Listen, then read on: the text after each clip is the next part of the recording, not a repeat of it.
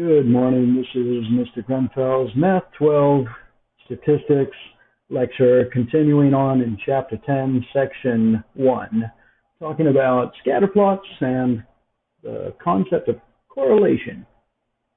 So we're going to proceed with example 10-2 today. So let's put that we're doing an example. There we go. Example 10-2. This is coming off of page 550 in the book. And the subject of this is absences and final grades. So we're trying to determine if these two variables are correlated to one another. All right, so it says, construct a scatter plot for the data obtained in a study on the number of absences and the final grades of 7 randomly selected students from a statistics class. The data are shown here.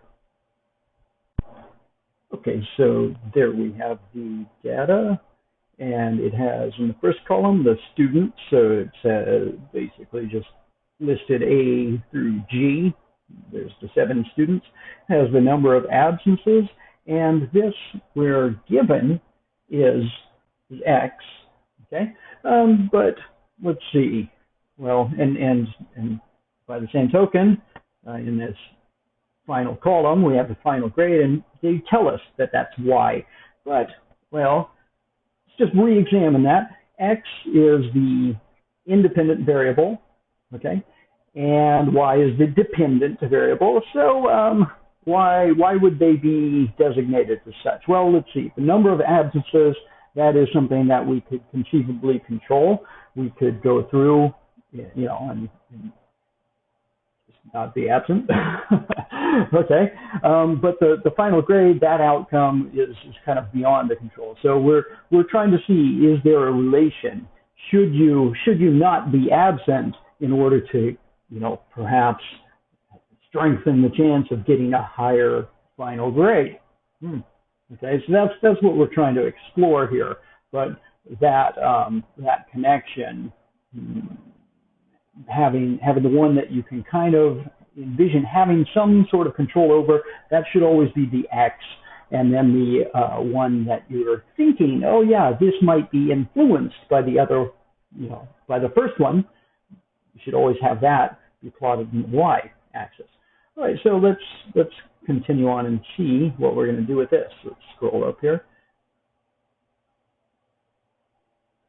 And so you can see here we have set up the X and Y-axis. So that is the horizontal, that's the X, and that is the number of absences, right? And then on the Y-axis over here, the vertical axis, we have the final grade percentage. And so then we're just going to go ahead row by row and go to the number of absences, go to that location in the X. So for example, plot this first point, 6, 82. So there is 6 for the X, and where's 82? Approximately right here for Y. So we're just going to be creating this point right here, 6, 82. Normally, if you would like, if you want to clarify, you can label these just so you don't double count any or anything like that. And I'll just go ahead and input the rest of these. Okay, and so there we have it. All of these ordered pairs, all of these points have been plotted on the XY plane here that we've drawn, and this is the scatter plot for this data. So notice here, it does look as if there is a linear relationship between these data, between these variables. If we had to say, look, let's see, it looks kind of like this green line might be pretty close to all of these data points. If I had to predict, how many or what the final grade would be if somebody had 10 absences, I would say, oh well, it looks like they're going to be maybe like a 66. Right here. That's what I would estimate based on this data. And that is going to be the idea that we're going to quickly proceed toward. Let's do one more example. Example 10-3 on page 551. And this is regarding the number of teachers and pupils per teacher. A researcher wishes to see if there is a relationship between the number of pupils per teacher and the number of teachers in thousands employed by the school district. She randomly selects 10 school districts throughout the United States. The data are shown.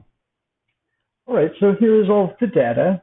We have the 10 districts just numbered 1 through 10. Remember, they're sampled randomly, so we don't want to give away which ones they are.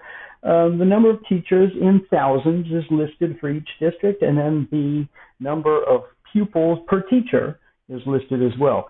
And so here we have to determine which one of these is going to be the X and which one is going to be the Y. You can't just automatically assume that they're going to tell us. We can't just automatically assume that they're going to give us this. But, you know, truth be told, if we get it wrong, we get it switched around.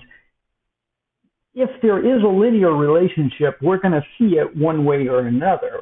We might have bigger fish to fry in terms of getting it wrong conceptually.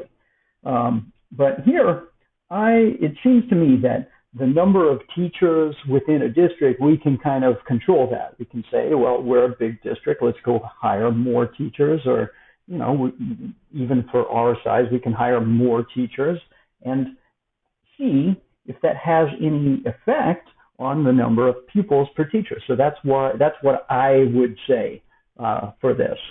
That's my rationale behind determining which one is X and which one is Y. All right, let's go ahead and flip the page. We'll keep the line there, and we'll go ahead and graph all these points on the XY plane. Oh, first we'll draw the X and Y axes. And here the scatter plot is. Those are the 10 data points that we see here. And looking at this, it does not appear that there is a linear relationship. It maybe perhaps suggests a curvilinear relationship. Notice there's not any line that really fits all of the data the best, you know. So here we would say there's no linear relationship. And if you get either case, all right, let's suppose we're in the case of the last one here, and we see that there is a linear relationship. Then what we will need to do is test the strength of that linear relationship. And we'll go into how to do that in a little bit. And once we've established that is, you know, there is actually a strong relationship there, then we will go into coming up with the equation of this, we call this the regression line. And so that's what we're going to see in future chapters. If we are in this case here where there's no real, you know, clear way to draw a single line that best fits all of this data, if there is no linear relationship that's apparent in the picture, then it is not even necessary to test the strength of that relationship. If you already are not seeing a relationship there, then by all means stop right there. But that's one of the checklists that we'll go on to check off, as it were, in future exercises. So to be continued, of course. All right, we'll sign off now.